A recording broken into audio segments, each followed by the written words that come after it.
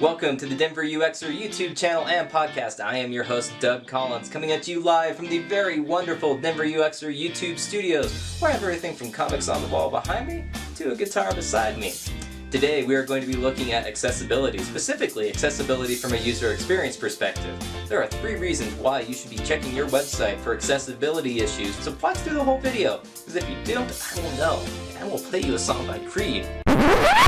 But in case you actually like Creed, here are some alternate threats to keep you watching. I will play you a song by Nickelback. I'll sing you the entire score of the HMS Pinafore. That's right, I will sideshow Bob your I am the very model of a modern Major General. I'll challenge you to a West Side Story jazz dance fight. I will hum Danger Zone to you all day long dressed as Tom Cruise.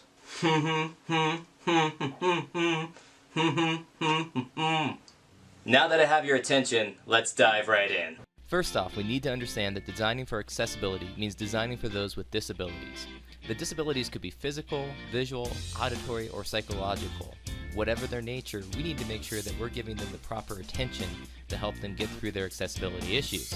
Now, there are 3 major reasons why we should be designing for accessibility. Reason 1, there are way more people with permanent disabilities than you probably think.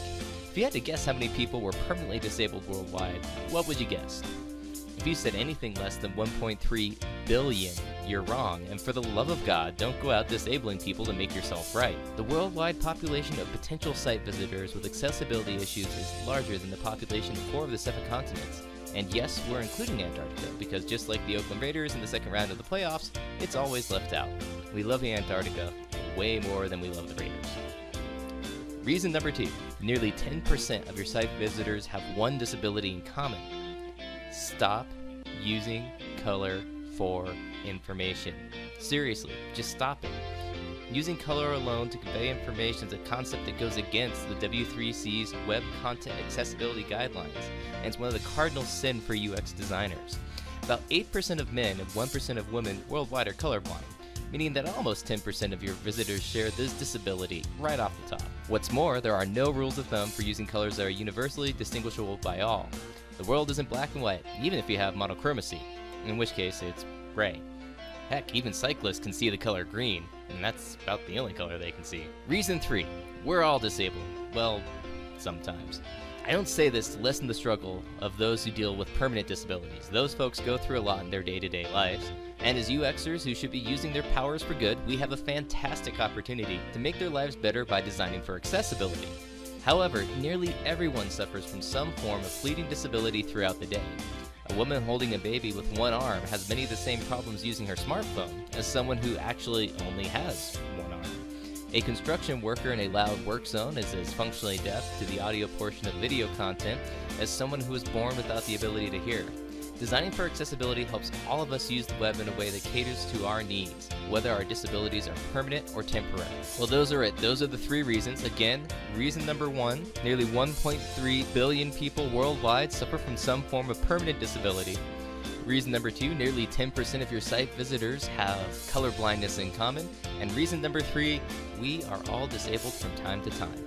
That's it. That's all we have time for today. I think we're both glad that you made it all the way through this, in part because you don't have to listen to Nickelback now, and I don't have to play it to you. Between you and me, I don't think that's something anybody wants to hear. I wanted to take this time to talk about accessibility in conjunction with a new class I'm launching with the fine folks over at Skillshare, who actually approached me to do some UX classes for them. The first one I'm putting out on Skillshare is a UX class on accessibility. In that class, you will learn not only why it's important to be testing for accessibility, which is a little bit about what we talked about in this video, but you'll also learn some of the best practices that go with testing a website for accessibility. I'm going to give you a UX accessibility checklist that you can use when testing your website for accessibility concerns. I'm also going to give you a toolkit that you can use in conjunction with the checklist in order to make things just a little bit easier for you and give you an idea of how to talk to your business partners about all the different accessibility concerns you might find with your website.